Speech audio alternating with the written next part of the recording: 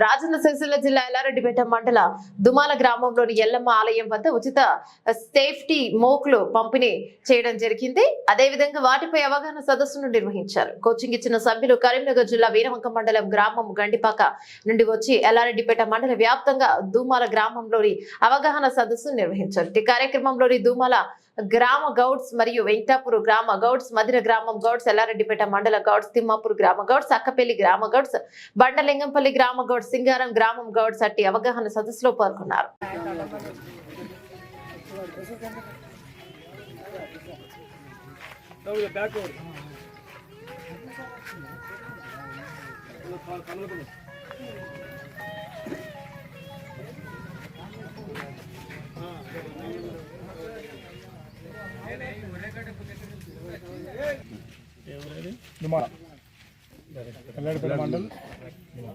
దూమాల గ్రామం, ఎల్లారెడ్డిపేట మండల్, రాజన్న సిరిసిల్ల జిల్లాలో ఈరోజు ఇట్టి గ్రామం లోపల కాటమయ్య రక్షణ కవచం అనే కిట్టు ప్రభుత్వం ప్రవేశపెట్టింది. గౌడులకు తాడి చెట్టు నుండి పడి వికలాంగులుగా మారడం మరియు చనిపోవడం లాంటి జరుగుతుంది. కాబట్టి ప్రభుత్వం ఈరోజు ఉచితంగా అందరికీ ప్రతి ఒక్కరికి ఇవ్వడానికి సిద్ధంగా ఉంది.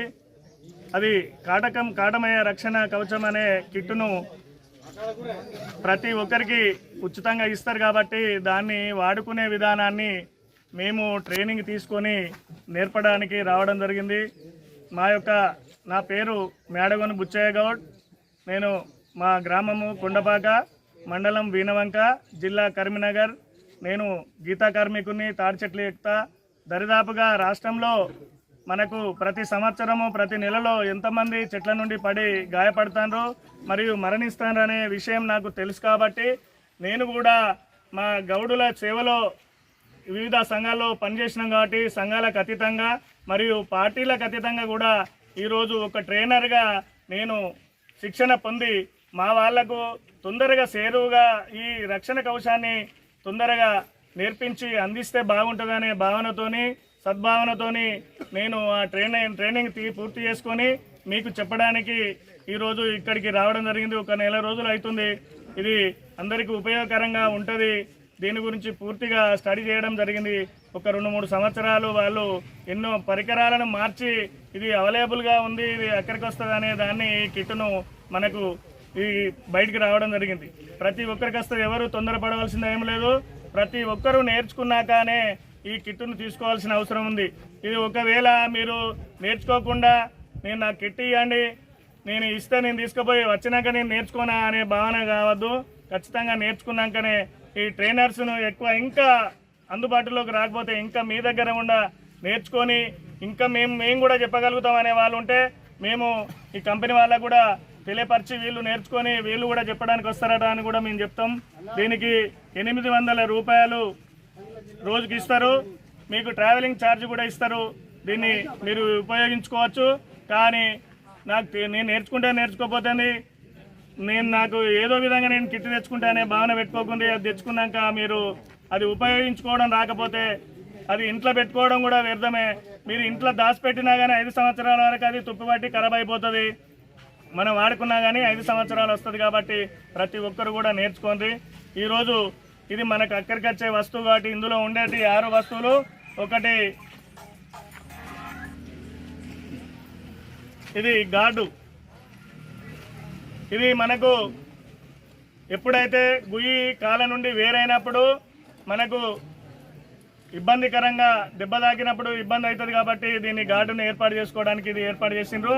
మనకు ఇది నడుము బెల్ట్ సేఫ్టీగా ఉంటుంది. దీనిపైన ఇప్పుడు మనకు మూకుకు పెట్టుకునే తాడు ఇవన్నీ ఏర్పాటు చేసుకున్నాక తర్వాత దీని మీద మనకు ఈ బొడ్డుకు పై భాగము 2లకు పై భాగాన దీన్ని టైట్గా ఏర్పరచుకొని ఒక 2 ఇంచులు 3 ఏళ్ళు పట్టే విధంగా ఈ చెయ్యిని ఇట్లా వచ్చే విధంగా కాకుండా దీన్ని టైట్ చేసుకొని మనం ప్రతి ఒక్కరం వాడుకోవాల్సింది. ఫస్ట్ నడుము బెల్ట్ను టైట్ చేసుకొని తర్వాత కింది కాళ్ళకు టైట్ చేసుకోవాల్సింది.